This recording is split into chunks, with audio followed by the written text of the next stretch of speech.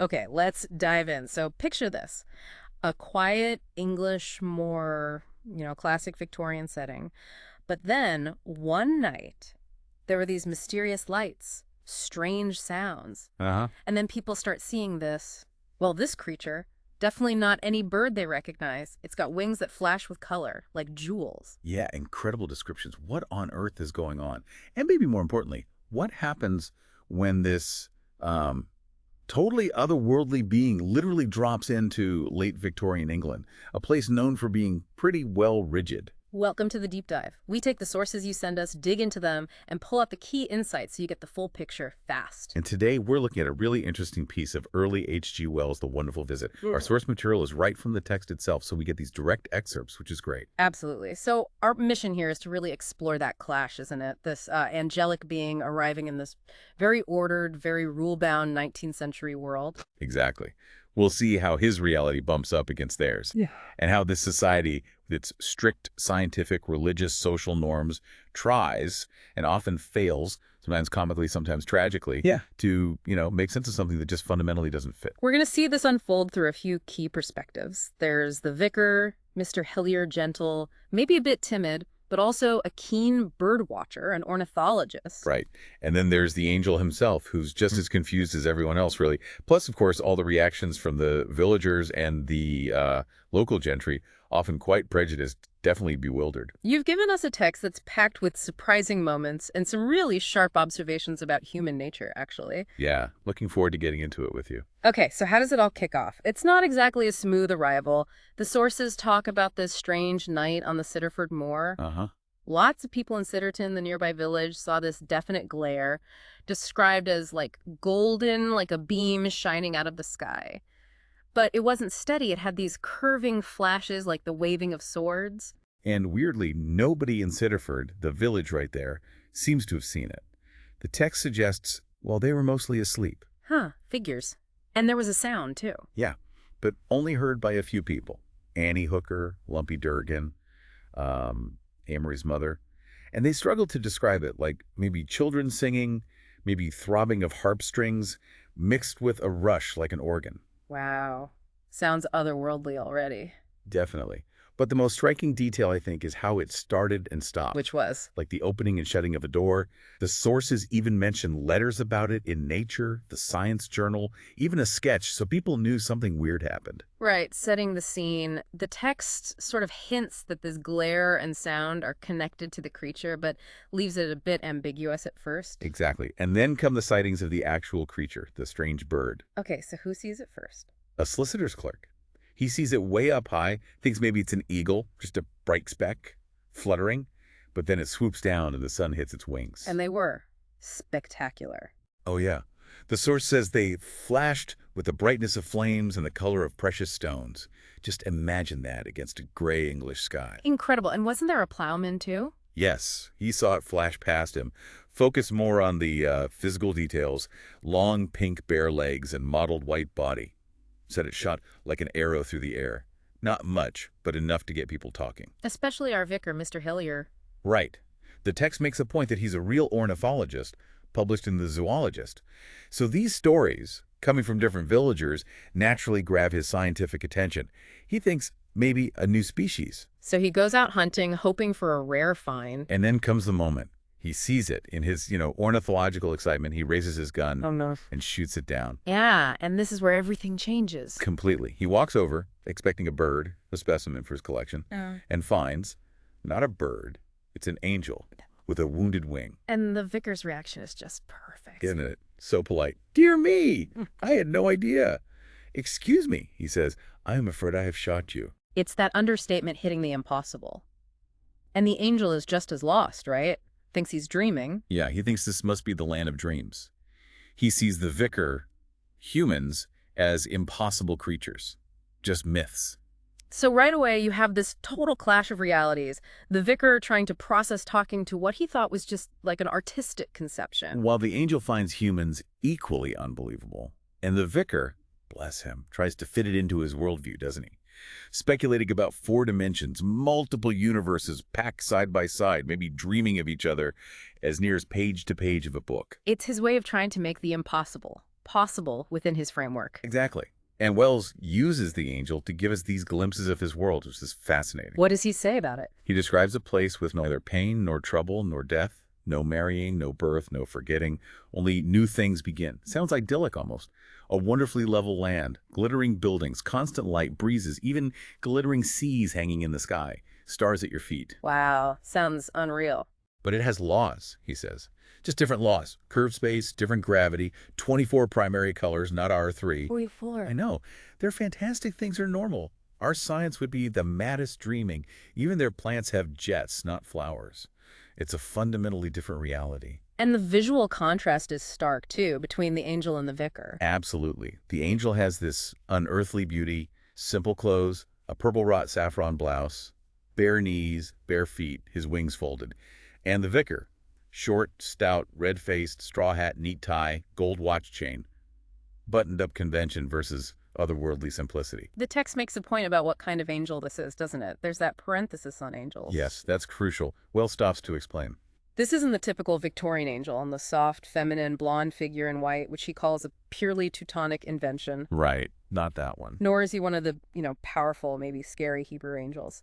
This angel, the text insists, is from the tradition of Italian art, polychromatic and gay, from the land of beautiful dreams. And it even calls him potentially a popish creature. It does, which flags up how religious and, frankly, anti-Catholic prejudice might immediately shape how people see him. So that distinction matters because it tells us he's not going to fit any existing stereotype. Not the gentle one, not the powerful one. He's truly alien, even to concepts they thought they understood, like angel. Okay. And we see that play out straight away when the vicar brings him home. Oh, immediately. The ladies at the vicarage, Ms. Mendham, her daughters, Mrs. Jehoram, they're horrified. Why? Right. His clothes are too scanty. Specifically. The bare knees. The bare knees. Mrs. Mendham is so outraged she storms off, muttering about the dangers of having an unmarried vicar. It's the angel's first sharp taste of Victorian propriety. So they try to make him look normal. They dress him in the vicar's clothes. They even have to rip a shirt to make room for the wings. And the angel's reaction is interesting. He's delighted. Calls it all a mad, quaint dream. So he still sees this human world as just like a weird, maybe funny experience at this point. Initially, yes. But the world isn't finding him funny. Enter Dr. Crump, the man of science. The vicar calls him to look at the wing. And Crump's reaction is predictable. Textbook scientific dismissal, really. He looks at the wings, calls them curious, abnormal, just excrescence as growths. He even suggests they should be sawed off. Ouch. And the angel laughs at that. And finds it hilarious, which Crump, who apparently detested people who laughed, really doesn't like. So Crump thinks the vicar just imagined it. Pretty much. He puts it down to a hot lunch, the vicar's avian expectations, maybe indigestion, the wings, just unusual forelimbs, the amazing colors, just spots before the eyes, And when the vicar insists, no, really, this is an angel. Crump digs in, calls the story a pose, calls the angel himself a mattoid, basically, an eccentric, possibly unstable person, points to his effeminate delicacy, his unmeaning laughter, his odd clothes as proof. It's a really telling portrait of that kind of Victorian scientific mindset, isn't it? Face something truly inexplicable, and the reaction isn't curiosity, it's pathologize it, dismiss it. Exactly. For Crump, the angel has to be mad or a fraud.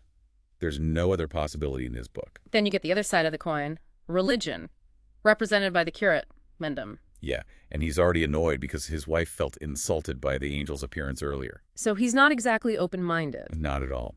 He hears the story and just shuts down, calls it a complicated hallucination, an imposture, a hoax. He even suggests the vicar needs to see the lunacy commissioners. Good grief, what's his reasoning? Theological rigidity.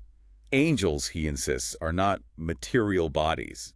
A physical angel walking around. Impossible.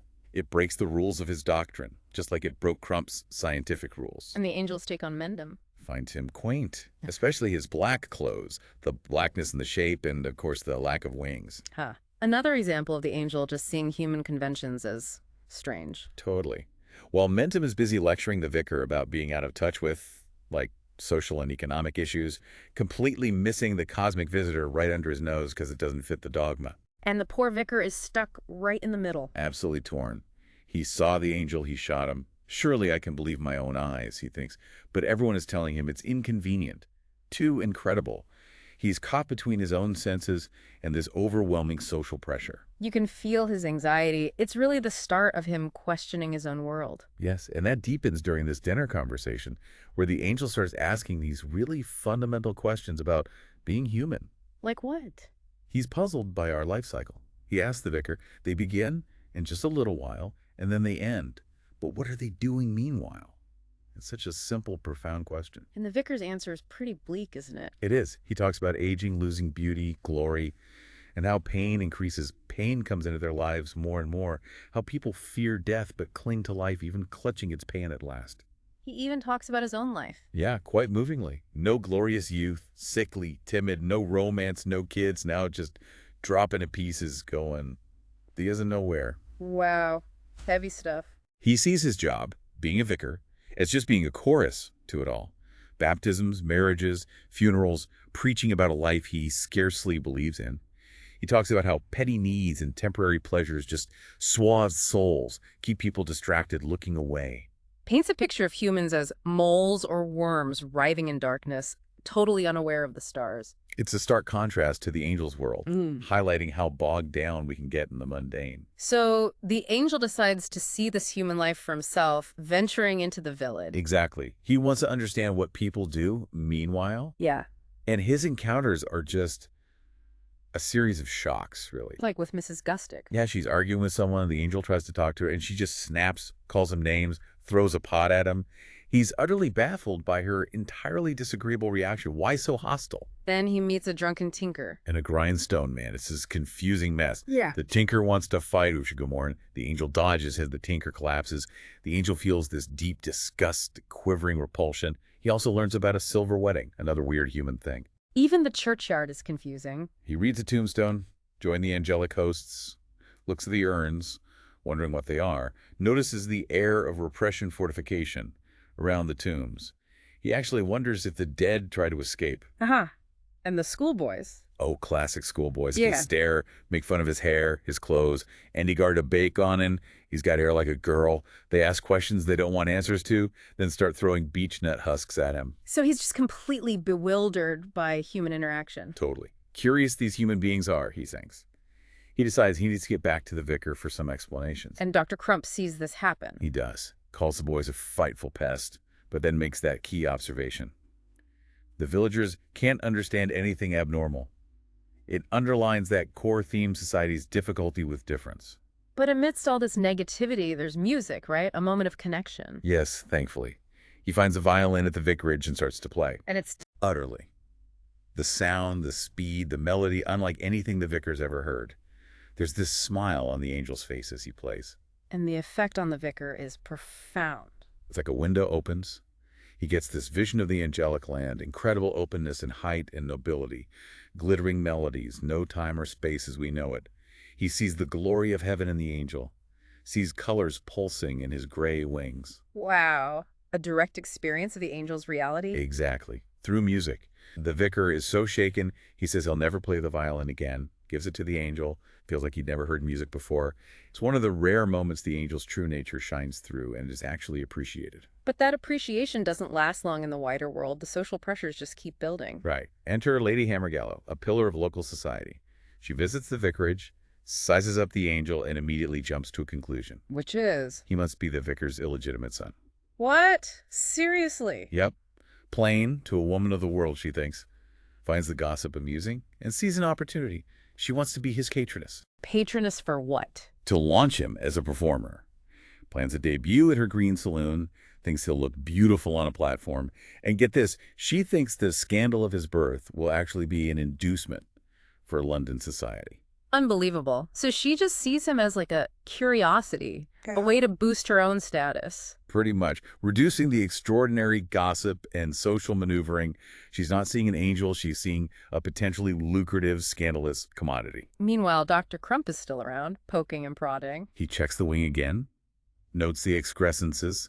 The wing seems smaller, keeps testing the angel's story, and he's getting worried. Worried why? Thinks the angel's a bad influence, spreading fancies. Causing trouble, apparently. Some villagers have gotten into fights defending the angel. So Crump lays down the law. The ultimatum. Exactly. You're either a lunatic at large or a knave, a trickster.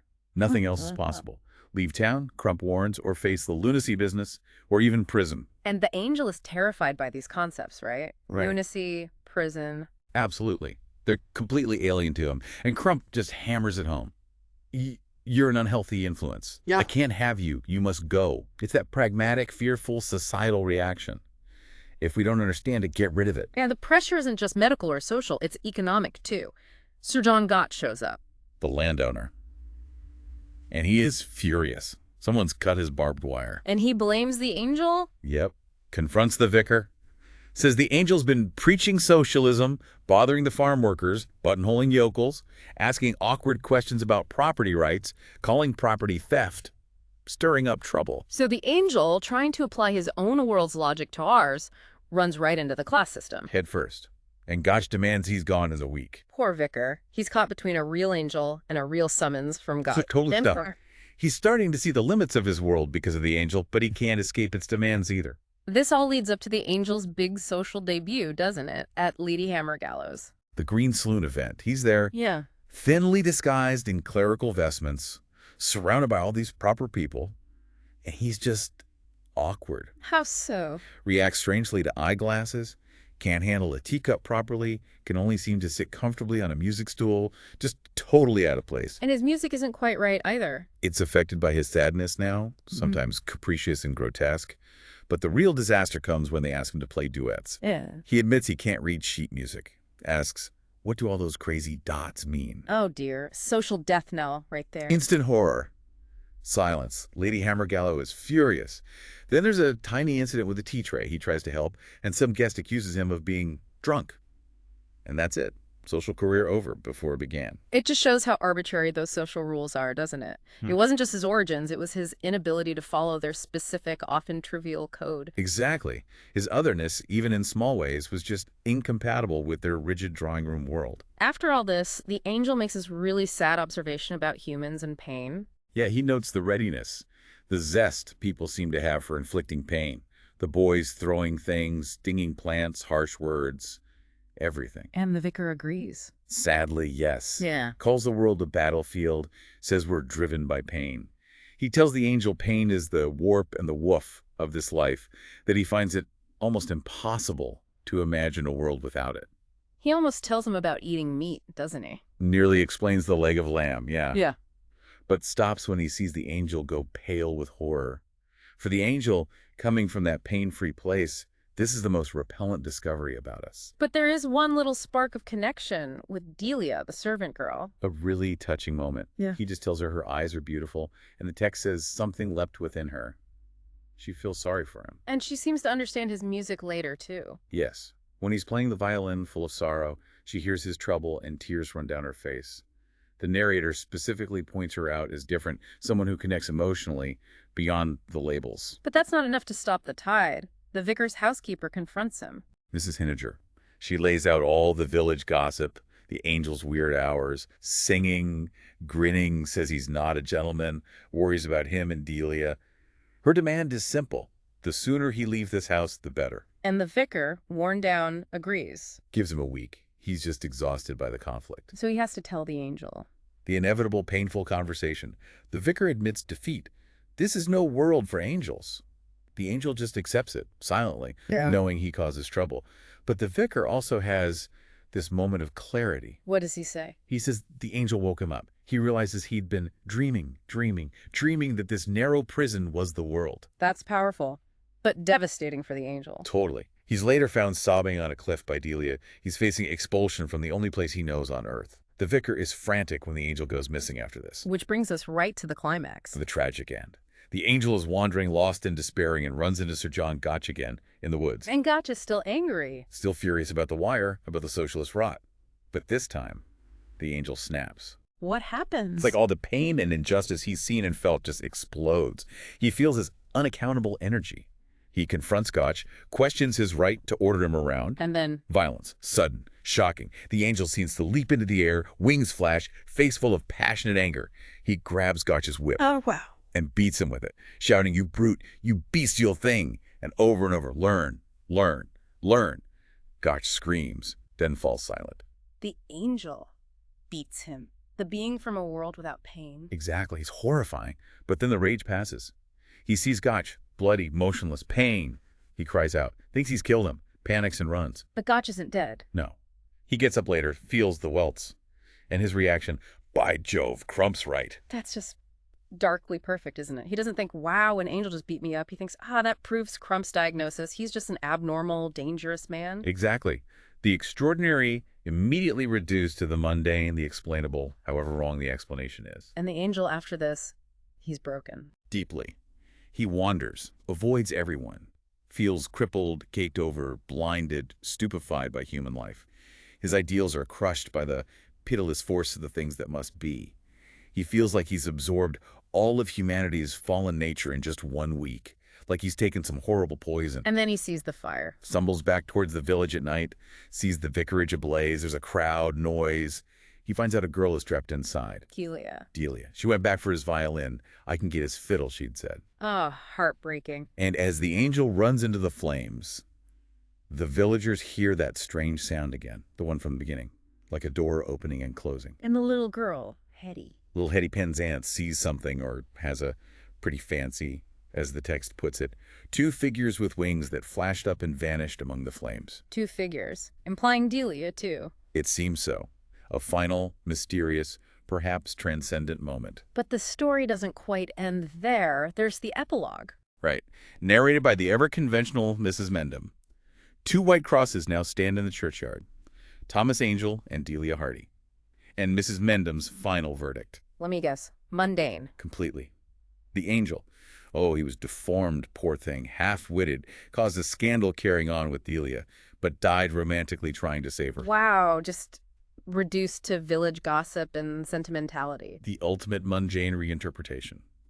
And Hetty Penzance, who saw the winged figures, she pined for a bit, but don't worry, Dr. Crump cured her with ordinary medicine.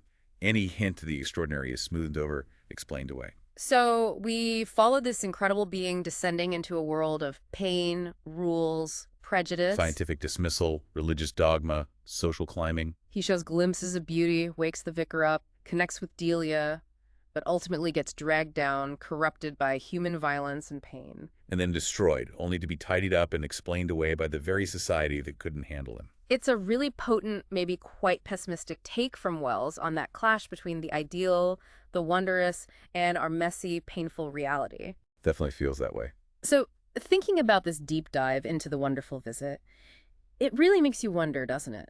Does Wells basically suggest that something truly wondrous, truly other, just can't survive contact with our world? Is it inevitable that it gets corrupted, destroyed, or just misinterpreted into something safe and boring, like Mrs. Mendham does? Or maybe the tragedy isn't inevitable in that sense, but more about society's reaction. Our rigid inability, maybe even our unwillingness to accept or even properly see something that doesn't fit the boxes we already made.